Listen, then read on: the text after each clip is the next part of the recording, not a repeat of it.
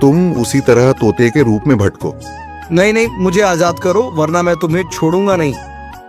अब तुम मेरा कुछ भी नहीं बिगाड़ सकते। अब तुम जाओ यहां से और अब से ऐसे ही घूमो।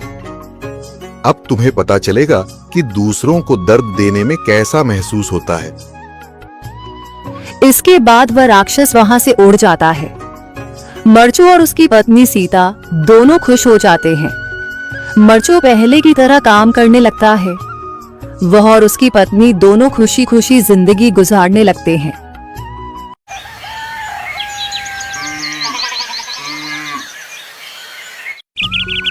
मरचू जंगल से लकड़ियां काटकर बाजार में बेचने गया, लेकिन उसे लकड़ियों के अच्छे दाम नहीं मिले। इस पर मरचू ने कहा, अरे भैया, इतने कम पैसे? इन पैसों में तो 2 वक्त का खाना भी नहीं मिलेगा। आप मुझे बहुत ही कम पैसे देते हैं। मैं इतनी मेहनत से लकड़ियां काट कर आता हूँ, लेकिन उनके पैसे मुझे बहुत कम मिलते हैं।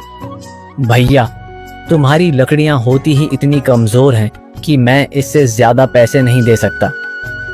तुम्हारी लकड़ियों के बस इतने ही पैसे बनते हैं। अरे भैया, कुछ ज्यादा कर दो ना। वो क्या है ना कि इन पैसों का तो कुछ भी नहीं आता। मैं अपनी जिंदगी कैसे गुजारूंगा? भैया, तुम जाकर अच्छी लकड़ियां लाओ, तभी इन लकड़ियों का अच्छा दाम मिल पाएगा, वरना इन लकड़ियों का तो यही दाम है।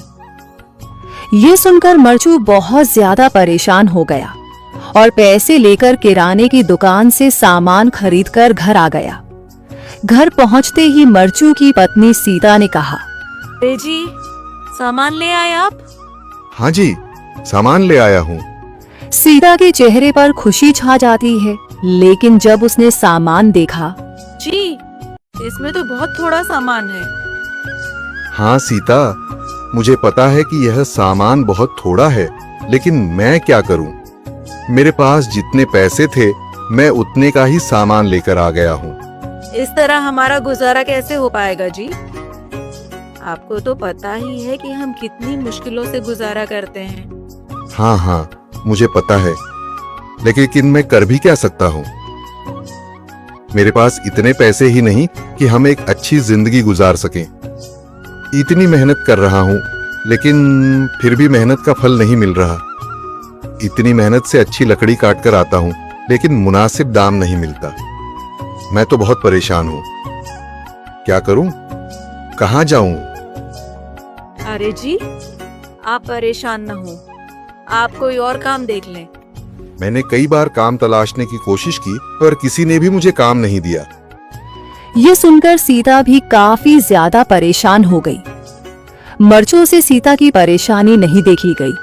उसने अपनी पत्नी सीता से कहा, मैं फिर से जंगल की ओर जा रहा हूँ। अरे जी, अभी मत जाइए ना, वैसे भी शाम हो रही है। आप कल चले जाइएगा, अभी मत जाइए।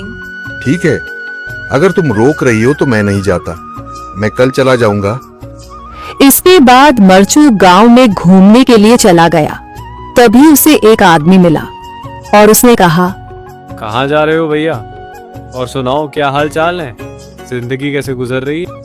अरे भैया, तुम्हें तो पता है कि लकड़ियां काटकर कैसे गुजारा होता है। हाँ भैया, तुम सही कह रहे हो। और आसपास के जंगलों में अच्छी लकड़ियां भी नहीं है। इसके लिए तो जंगल के अंदर जाना पड़ेगा। पर जंगल के अंदर तो काफी सारे जंगली जानवर होंगे। मुझे बहुत डर लगता है भैया, मैं जंगल में कैसे जाऊंगा? हाँ भैया, जंगली जानवर तो होंगे, लेकिन अच्छी लकड़ियां तो वहीं से ही मिलेंगी। ये सुनकर मरचू बहुत ज्यादा परेशान हो गया, लेकिन वह आदमी बिल्कुल ठीक कह रहा था। जंगल के किनारे की सारी लकड़ियां कट चुकी थीं। अब सिर्फ जंगल के अंदर ही अच्छी लकड़ियां बची थीं। अगली सुबह मरचू